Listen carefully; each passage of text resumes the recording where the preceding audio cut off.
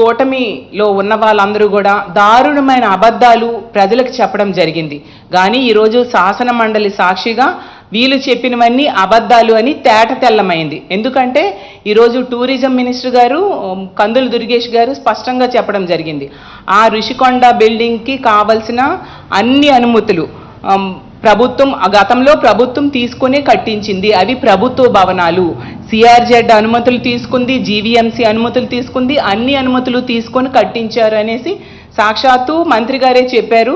అంటే వీళ్ళు గతంలో ప్రచారం చేసినవి ఏ పర్మిషన్స్ లేవు అంటూ వీళ్ళు ప్రచారం చేసినవన్నీ అబద్ధమని వాళ్ళే ఒప్పుకున్నారు. అలాగే తీసుకుంటే వీళ్ళు కట్టించిన సెక్రటేరియట్ కానీ అసెంబ్లీ కానీ పెర్ స్క్వేర్ ఫీట్ అరౌండ్ 12,000 లెక్క కట్టించారు. అది కూడా తాత్కాలిక భవనాలు. కనీసం మహిళా శాసనసభ్యులకు కానీ మంత్రులకు కానీ కనీసం బాత్రూమ్స్ కూడా లేకుండా కట్టించారు. ఈరోజు వర్షం పడితే కారిపోయే స్టేజ్లో ఉంది.